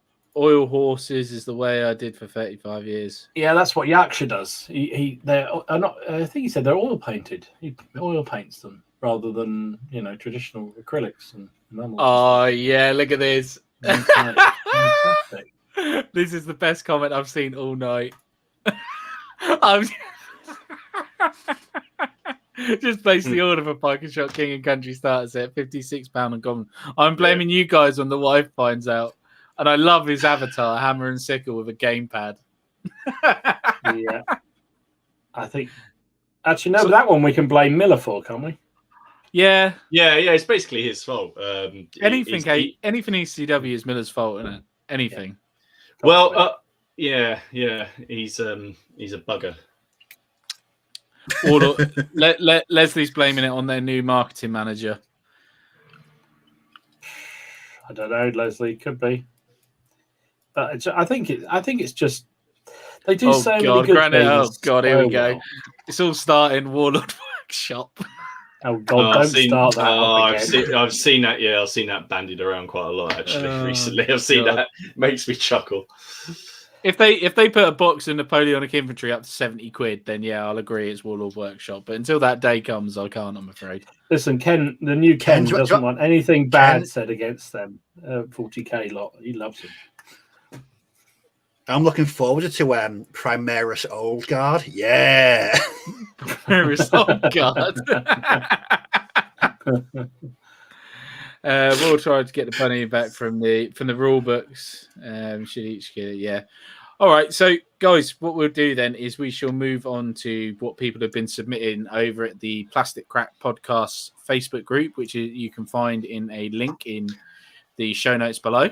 We've got 135 members last time I checked earlier on today, which is really, really cool. And it's really nice. After what we said at the start of the stream about where you were, that's probably dropped. Yeah, we got probably gone down. Yeah. I don't. The 4 left now. That's us. Oh Christ! I don't want to know. So okay. So I went through the group and got a bit of terrain for something a little bit different this week. So Warren looks like some French buildings. I would say for a bit of bolt action, wouldn't you, Steve? Good. Yeah. Looks like they come apart as well. They look like they do come apart. So and the windows are open. So that looks rather cool. I like they look 28. They look 28 mil, to be honest. Wasn't sure whether it was a bit smaller than that. Actually, it could be 15. If Warren's in there, if you could let us know. Nice. But he's done some nice work on the side in regards to he's done a couple of like posters and stuff like that, which is really nice. And it's nice to see all the moss effect and all that on the tiles. So no, that's really well done, Warren. Really, really cool about that. This one cracked me up because John painted this in 1988, and he's just based it now. For St. Patrick's Day, a dwarf with a base for Ireland. So I thought that deserves definitely a shout out. So well done, John. At last, you got there in the end, mate. You got there in the end. You can't rush these things. He painted that before I was born, and he's only just based it. That's just crazy. Oh God. Will's done some Vikings. Am I right in saying? Your favourite period, I think. So I had to include them because obviously Vikings. You guys love Vikings. I thought this one could be Stee with a helmet on. It does look a bit Stee, actually. Not tall enough for Stee. No, I just need a bit of longer beard, Stee. No, he's not tall enough for Stee. Yeah, right there. And so Lee, I've done a couple of pictures for Lee because these were very, very cool. So he's done like a little mini sort of like diorama. I don't know if that's like a diorama or like a command base. I'm not too sure what you would call it. Looks like in some ancient. That's actually English Civil War, is it? Yeah, but in some systems you have a sort of camp or something to capture. Don't you? DBM had that sort of thing. It could be that. I don't know because there's his actual troops and bits and bobs in there. They're all like you say they are based a bit differently than you would for black powder. So not black powder, pike and shot. I'm going to keep saying that by mistake, but if I remember rightly, that could be Principles of War because that looks similar basing. And I think if I remember rightly, they have a base that you have to cap, or you have a camp on the table. I think you have to do it in impetus as well. You have to have a baggage train on the board. Oh, okay. Well, that's interesting. Can I ask a quick pike and shot question? Yeah, go on. Got the expert on, so you can. Do you know what I said the other day about bases? I mean, you can make like a little mini Martin said he does this on 120 mil oval ones. Is there any specific figure numbers you need, or is it just a counts as? Counts as, mate. Counts as, yeah. Yeah, counts as. You can put as long for a command base, as long as it clearly defines what it is. It can be any shape, any that's fine. Any number of men. The only thing that people say, the only thing that I see people sort of say is, "Oh, it might get in the way." But in terms of gaming, they don't block line of sight. They can't be charged. They can get caught in charges and killed off. They just look ultimately cool, don't they? Yeah, that's it. Ultimately, they don't. When we play, if it's in the way, we just nudge it.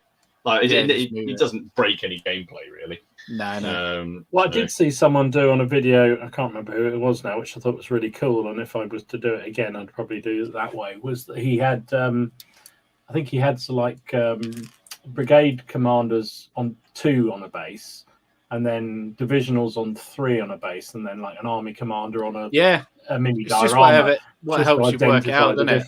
Yeah, it helps you work out. Yeah. So So yeah, no, it's a good question, though, No. Steve. If you don't know the answer, Very helpful. So Matt has done something completely different. So he's gone a bit of fifth. This looks like 15 mil Flames of War sort of scale, isn't it? T-34s. So he's got a horde of Russian goodness coming towards, and it looks like he's got 76 turrets, T-34 76 and T-34 85 turrets as well. So he's doing both lots, which is cool because I'll tell you what, if they would. Battlefront would supply you with both because they were actually a different style turret. So that's quite. They were completely different. Yeah. So nice. This apparently is this is a shout out to me and you, Dom. This is from Lee. I can't see. No, this is the picture he said. Basically, it's a whole Song of Ice and Fire army. Oh my lord! Right, and he was struggling to do it, but he's painted it all in contrast paints. So he wanted to say thank you. Yeah. So he finally got it done because of contrast paint. So he wanted to say thank you to both of us for doing that. Blimey, we helped somebody. Fantastic. Yes, we did. Yeah, I know. Crazy, isn't it? And Andrew, this is Andrew's first unit of Napoleonics. Welcome to the club. Oh, lovely. They are really nice. Base is really really nice, aren't they? They are. Yeah, they are. They look very nice. Brits are really hard to do. So I think one of the I did think that when he done them, I'm thinking red for your first lot. No, that's fair play, isn't it? Yeah. So I was like, yeah, very good job. He's just waiting for his flag. He said from GMB as well. So we go. Package from GMB can be variable. Sometimes they come almost immediately. And sometimes they come in 2 weeks. Several weeks. Yeah. I don't know why, but they do. Yeah. It's got levels, maybe. I don't know. Yeah. It's just one guy. It's just him, and he has I know a it is. And he's great. He does a great service, so I don't begrudge it. But. No. This is Corey. He's I can't remember what these actually are. You guys will probably know color uniform wise. They are Russians. Russians, yeah, that's Russians. Russian Napoleonics. So yeah, I can't tell you what regiment they are because I don't know enough about them yet. But he's done some Russians. Then something a bit different, isn't it? And we don't. To be fair, we don't talk about the Russians very much, do we? When we play Napoleonics, so no one's got an army from until you've done one. Have you, Dom? It's only you. Only Dom with his starter army there. It's good value as well.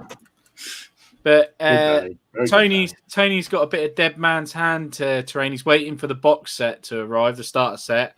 So he's done some terrain for it. That's awesome. That's a nice store, that is, isn't it? Yeah. No, that is really cool. Yeah. It's like lollipop sticks, isn't it? Yeah, it is. I was going to say, did he hand make that? Because it looks like it was. It's really good. It looks really Western as well because it is handmade, which is even cooler. It looks really, really good. Yeah. No, that does look really cool. But get some good games of Dead Man's Hand. Oh, Dead Man's Hand. Can't wait. And Yorkshire Gamer. Yorkshire, not for you, not Martin, Yorkshire apparently. game. No, this is for you, Martin. Lovely front rank Wars of the Roses. No, they are lovely. Have you got any front rank Wars of the Roses, Martin? You got any? Yeah, I've got a few mixed in. I've got that the guy there holding his helmet on a command base. I've got him. I've got him plus some odd archers. You'll see them scattered through the bases. Yeah. Do you know who standard that is? I knew you were going to ask me that. No, I don't.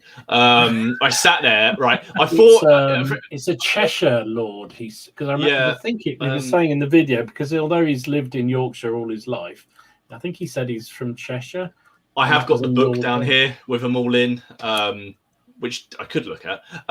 He could just tell us though. If he was, he's in the chat, so he can tell us. So yeah. Just tell us. No, they are lovely, and again, big bases, lots of troops on. That's what I like to see. So you actually get that sort of like look of a a nice medieval Earl of Chester. Earl of Chester, yeah. No, they are very nice. And Dave has done something a bit different. So he's done a machine gun team. So this is the rear of the machine gun team. Oh yes. And it's really nice base, to be honest with you. And there's the front there. Oh, you can't even see it. It's so nice, isn't it? It's so tucked back. You've got the spotter there. What I like is the helmet at the front, Steve. You see it on the left-hand side. Just a little bit of detail. You can see the blood tracing where the bullet hole's gone in. Just a little bit of blood there. Not too much, just a little bit. And yeah, I think it looks really smart. Really, really smart. Nice Martin's special white powder on there as well. Yeah. Dave posted that on my my Facebook group. I said to him, Germans and oversized base, all the good things, all the good things. And another one from Yorkshire Gamer. And apparently this unit has been done in our name, the Plastic Crack Podcast. Lots of lovely. Which I think they look absolutely awesome as well. Because they're white. They're as stunning. well. Absolutely stunning. They are so good, aren't they? They really are. are. And that is why you should do Republicans and not Imperial Romans. Yeah, because they are neater, definitely. And he's got a whole legion of them. There's a whole legion of them. Basing again, large bases, isn't it? Yeah, really good job. No, that they do look really, really nice. You say that with the Republicans, but I do like the old shields, the square shields. Though, mine, I've got to admit, I am a fan of that. It's probably because I did it in history in school. It's a thing. I think my. Well, I'm probably going to. I don't actually have a particular problem with Imperial Rome. It's incredibly interesting. It's just I feel like it's done to death. This is it. I think that's my thing about it. I also know that the shield transfers, the ones for these are fiddly, right? But the ones on square shields are apparently a right bugger as well. Yeah, you have to cut out the boss, don't you, as well? I am. These are. I think these are what I'm going to go for when I do them eventually for Hell Season. But yeah, and sorry, I forgot. There's a little bit of a close up of Lee's Song of Ice and Fire stuff. Nice. Dom. So he's done bases, but that's all contrast, which I thought was really nice. Really good job. Good job. And then I think that is everything. Have you gone through what you guys have done, or? Mm-hmm. Yeah, we have. But I've got one to share from another viewer who's not on Facebook. Yes. So as people who watch this regularly may remember that, we do swear about Miller because he got us into ECW, and if you're still watching, you're a sod. But we set Miller a little challenge, didn't we? And that was because of that star fort near me, which we found. And then we said, oh, what a great bit of terrain. And then after he kept on setting us challenges, we said, oh, why don't you do this? Now, our challenge to him was that he was meant to have it done by the time the schools went back. That was a week ago. So he hasn't, but he does have, kids, job, and a life, but he has managed to do quite a lot. How come he's got a life? I want a life. That's not fair. There we go. So he's well underway. So that is actually pretty big. That looks pretty. So big. he's made it in two halves. So he's cracking on a bit. It looks awesome, doesn't it? He's only half done. He's nowhere near finished yet. I think he's got to grasp the whole thing. And he could bring out the crack con. He can do, and then I'm going to smash it to pieces with my royalist mortars. But the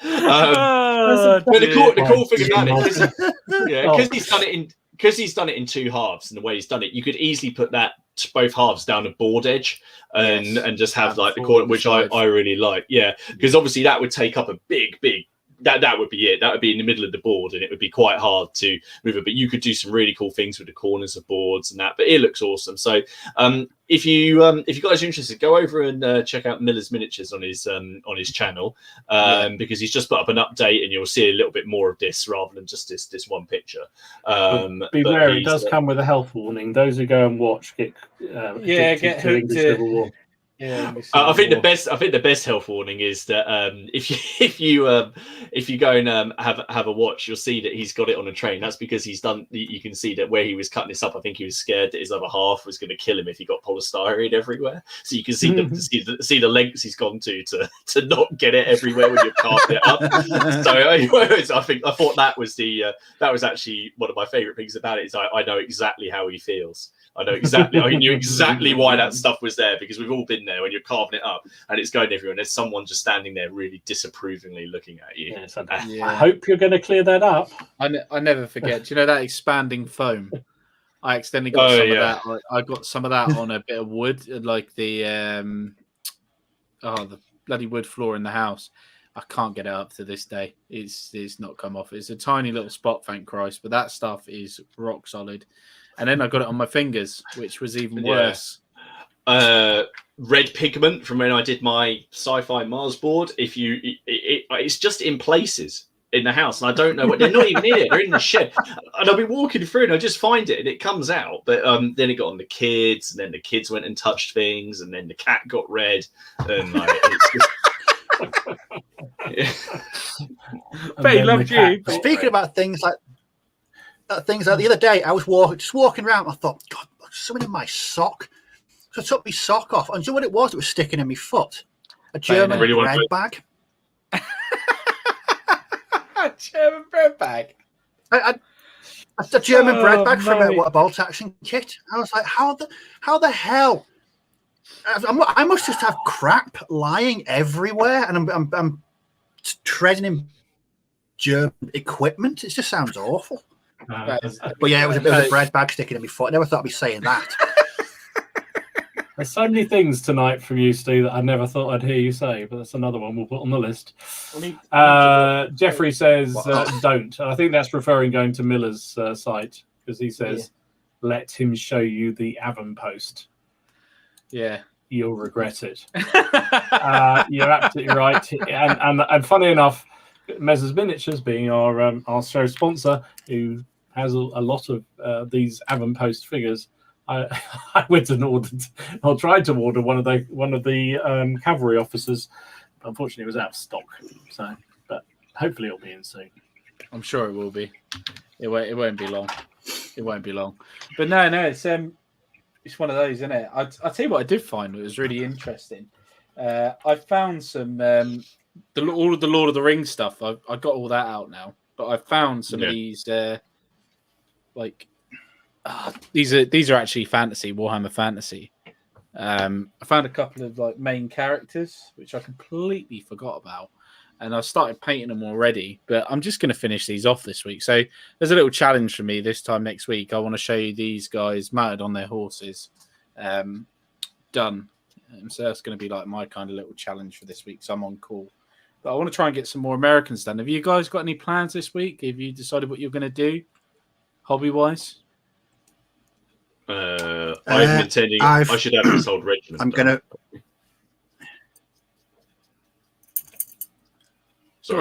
Bolt action followed by. So hopefully I'm going to be finishing the Polish airborne this week. All I've got is the support options to add, and they're all done. Then it's on to Lance next. But speaking about Lance next, I found something cool. I was going through one of my bits boxes, and a lot of the old Plastic Empire stuff from GW is compatible with the Lance nets, because they've got the billowing sleeves. I mean, they're slightly oversized, but they're Lance necks, so I can imagine having massive, great big, over the. It works. Yeah, garish. So with the officers, because every officer on the sprue is in armor. I don't want that, so I'm going to try and use some of the spare bodies I've got to make lance neck officers using bits of all them stuff. So pike and shot kit bashing, yes. Yeah, you'll have a bit of that. No, that's good. That's good, mate. That's good. God, he's only been into the lance sticks for about 5 minutes, and he's already kit bashing them. Unbelievable. Well done. Do you know what? I was debating whether to do that, some kit bashing with my American steed, to be honest with you, because I was bit annoyed about like just having certain poses and bits and bobs like that. But in the end, I stuck with what I've done, because I ended up having enough for what I wanted. But I think if I needed another 5 guys, I'd have been a bit stuck, and I was going to stick some German weapons on them and stuff like that. But I think that would suit the Normandy airborne army quite well, because obviously they dropped him, and all their weapons, didn't end up with loads of them. But I did find that with this US airborne kit, is a little bit limited on regards to your poses for shooting. So I think if I was going to do it again, I would go and get a sprue probably of the just the regular Americans, possibly instead. But my last video was inspired by a guy, Joshua. He left a comment on one of my last videos saying he was actually working on that plastic US airborne box. Yeah. And he, again, a bit limited. He wanted to mix it up a bit. So I just said, throw in some captured weapons. So he went on eBay, picked up a couple of German sprues and, a couple of MP4s, just to mix it up. That's what I like about the bolt action range, is that there's so many kits are compatible with ones that you wouldn't actually think would work. Yeah, they do. I mean, this one I've made here. So I've made a prone. You can probably not be able to see it. That prone assistant for the medium machine gun. The torso on that is a plastic US Marine. And all I've done is I've just hidden the rest of it with airborne equipment. And once that's put on a base and surrounded by a bit of foliage, you never know. So I think it's always worth just looking to see what bits go together. But I've not worked on that plastic airborne box yet, so I'm in the future I'm gonna have a go anyway. It's good for machine guns. One day, can you do a video of your bits box? Because I bet it's almost as big as my collection. Because I'd love to see it. I mean, it sounded slightly odd. I'm just going to throw that out there. It's not as odd as Dom reeling out. Check out my ass. I mean, I didn't show my ass, did I? Oh shit! Yeah, I meant to show my ass. Hang on. There we go. I've lost it. I did stick it up here somewhere. Look away, children. Where's my ass? I've lost it. Oh damn! Have you lost it? Someone's taken my ass off. Oh no! Oh well, never mind. What are you talking about? All the animals? Oh, there they are. I found them. There's my ass. I was going to say, yeah, Dom's ass. I was accused of doing clickbait when I put that up. That was Saturday night. I just was bored and I thought I'd paint. I had a couple of sprues of farmyard animals from Warlord, so I just painted them up because they were annoying me. They were in the pile. Plus, I think I'm going to use them in a scenario on Friday night when I play a game of sharp practice. Oh, nice. I think they might be quite good for goods to be pillaged. Yeah, that's quite a good idea. So, there you go. That's my ass. We'll move on.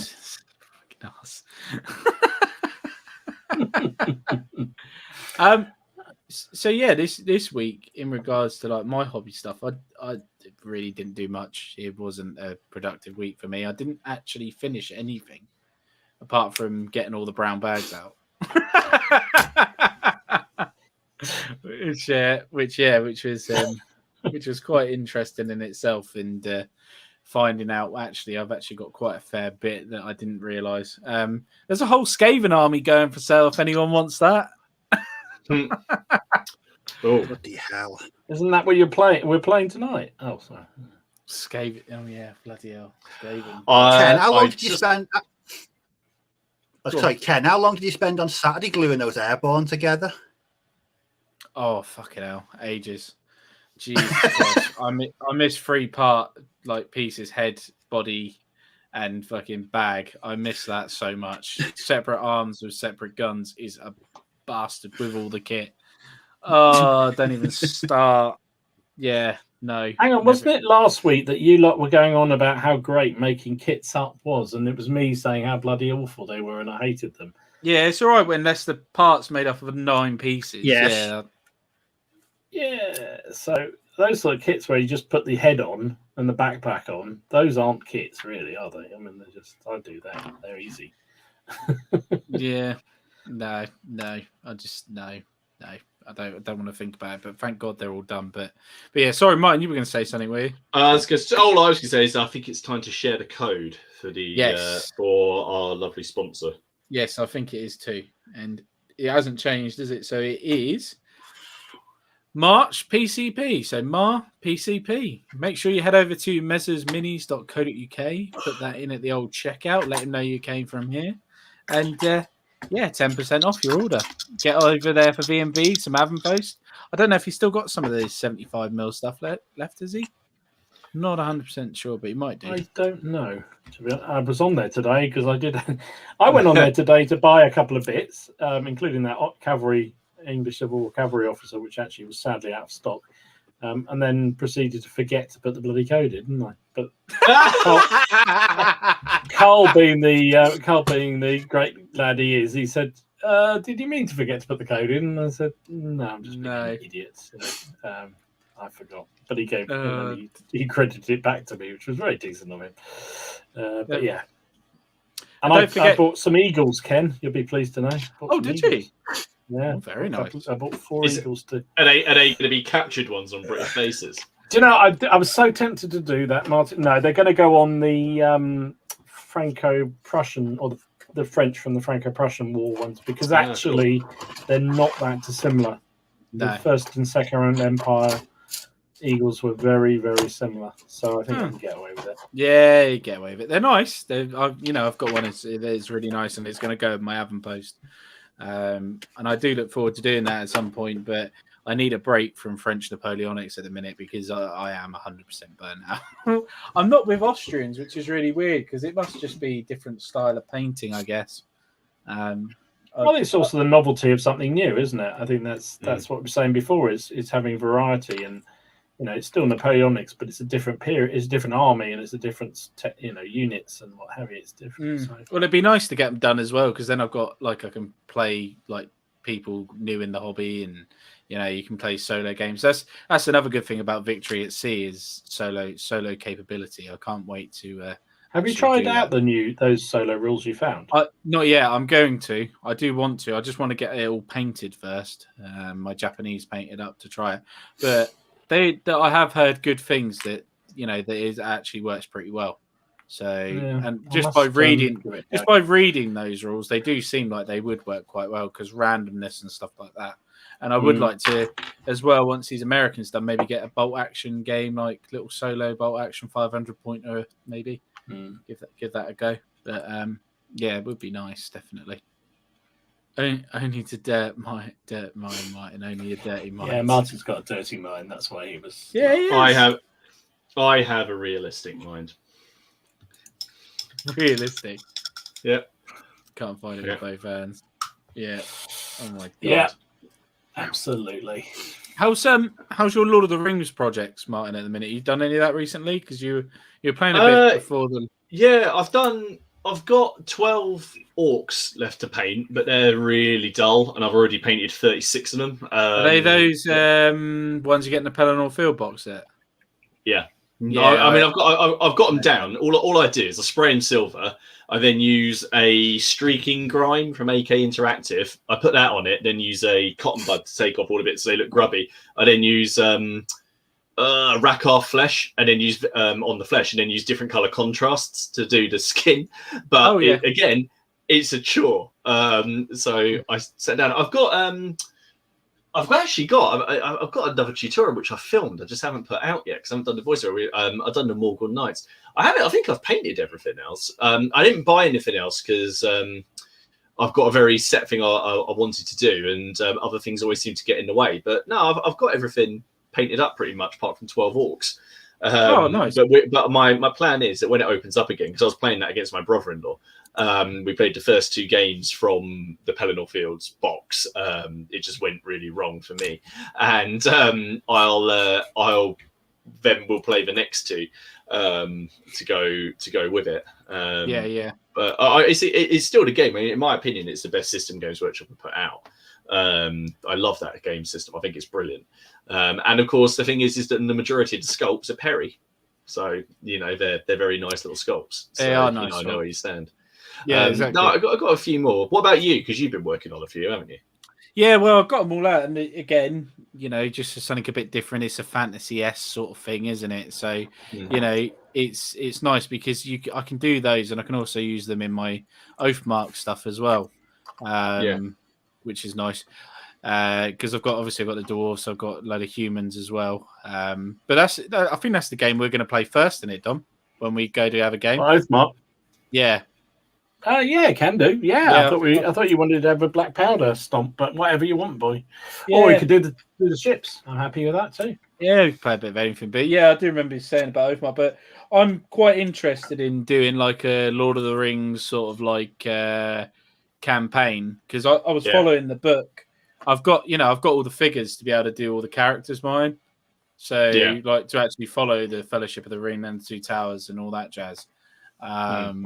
It would be nice to actually get that done and actually do it because I've got it's one of them. I've got some bit of everything really. So I've got Rangers, I've got still to paint. Obviously, I've got some Minister, Gondor, but I've got orcs. I've got orcs and stuff like that from the Pelennor Field. So the Army of the Dead are really fun to paint. I did a video on them ages ago. In contrast, and I've done funky little things with the bases and cotton wool.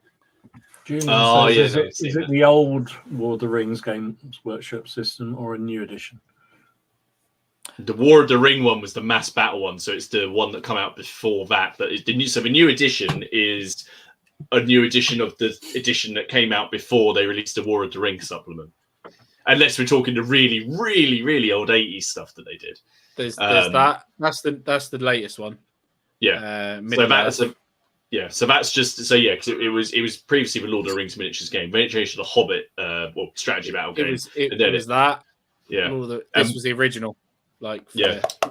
the new release sort of thing with the films. Yeah. I've got all of them. I've got the Fellowship. I've got Two Towers. I've got Return of the King. The only one I haven't got is, like you say, is the Hobbit. But I will get that book at some point. Just to have the whole set. But I'm never going to play it like that, if that makes sense. No, I've got all the army. I've got the rules. I've got the army book, the latest army book for the Lord of the Rings stuff. So I've got that one, which has got all of the like current stats and things in it, which is a very, very nice book. So yeah, I can't see them bringing out a new edition for it anyway. I don't see the point unless they won't. Unless the Amazon stuff comes out and they get licenses for that. That's the next step, isn't it, in the series? Really, it'd be cool. If they did. That would be Second very Age, cool. isn't it? Yeah, it is. Yeah, it's Second Age stuff. Different. Well, they've already released some Second Age stuff anyway, because all the original Men of Numenor and all the elves and that, they're all Second Age. Sauron is Second Age. Yeah. So anyway, I won't go into that. That's my. It's a little geeky thing, isn't it? I love. Oh my goodness, they've gone off to even more geekland. Gone off to Middle Earth, yeah. Yeah. Oh, don't even start there. There's a mod as well on game on Skyrim on VR for Middle Earth, so I'm going to be playing that at some point. My lord. But yeah, so tabletop CPs, but after Pastry War, the second Boer War and the Finn. So yeah, I think that's what he's after. Be nice change after your ACW Confederates. A bit of it's Leslie having a chat, just working this out. It's the old Lord of the Rings games. Yeah. Funny, while you're talking about Lord of the Rings, Steve just posted this on the Facebook page. Painted them over the weekend. There you go. Yeah, they're all done. Yeah, I did the same. The Fellowship is so nice when they're done. I don't have them. I've only have you got not? Gandalf. No, I don't. I never. I've got Gandalf the White as well. I've got Gandalf the White. The new Gandalf the White miniature is amazing, but I don't have the Fellowship. Have you not? Nope, I don't. No. If you go on the Lord of the Rings grid, people sell them for about £12 for all of them. I don't want the Fellowship. I don't. But how? Oh my God! That's not. We can't be friends. On that bombshell. Brilliant, chaps! I found my out. Brilliant. Yeah, well done, Martin. You've been trying to get out for weeks, and you got it. Well done. Good job. Oh Jesus. Oh God. And another hour to go. Not doing another hour. Thank you. No, we're not. I wasn't an hour late anyway. I was only 40 minutes. But guys, well, I set out to build 12. Yeah, I set out to build 12 Landsnecks, and I've built 12 Landsnecks. So 4 pike, 4 Zweihander, and 4 arquebus.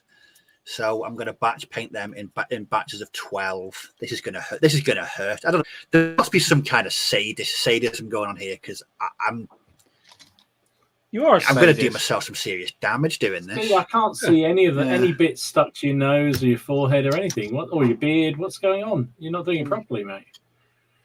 It's not on, is it? I'm quite a neat and tidy gluer. Yeah. You've got to be. Well, I am, but the glue isn't. That's my problem. Super glue. I hate super glue. But yeah, no. So you got that done, Steve. What about you, mine? I got another unit of musketeers painted up and ready to go, so I'm quite proud of that. So that's good. I should have these ECW done by the end of the week, and then I'll be back on to more stuff for the Earl of Warwick. That's my plan anyway. Yeah. What about you, Dom? I've largely finished about 12 horses in inspiration of Yorkshire. I decided I'm doing some Perry Brunswick Lancers. Oh, okay. So I've just done all their horses. Oh, nice. So, yeah, that's 12 of them done, and yeah, I've got to get into the riders yet. I just swapped their spears for metal pin things, and I'm now going to stab myself repeatedly. Mine knows all about that. My hands. Last Tuesday, I was at work, and people were like, "Oh, were you trying to like pick up your cat drunk again or something like that?" I was like, "No, I was stabbing my house like on." They are evil, aren't they? Some of these. Vicon, yeah. Wow. So yeah, that's what I'll be working on in the next few days, and then I don't know. I've got to finish off those last. Well, not finish off because it sounds like a chore, and it wasn't. I'm going to do the other half of the Franco-Prussians and get trying out the rules a bit, see how they go. So that's the main thing this week. So who's hosting next week, gentlemen? Just so people know. Believe it's me, I think. It's Martin, I think. Yeah. I believe it's me. So I have no idea what we're going to talk about. I'll find something.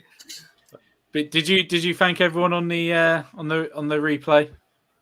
Yeah. Listen, we're professionals. We got here on time. We set up the stream. We talked about the right things. Unlike somebody else who just didn't show up because they were too busy, doing some 40k or something. Yeah, we did. We did thank you. Thank you for everybody who's watching this back again. Yes. Again. No, that's awesome. No, that's wicked. And don't forget to get over to Mez's Miniatures. Yeah, get over to Mez's Minis. That Mar PCP. But guys, and remember to put it in, unlike what I did. I didn't. Guys, on that bombshell, we just want to say thank you very much for watching, and we'll see you again next week. And bye-bye. Bye-bye. See you later. Bye-bye. See ya.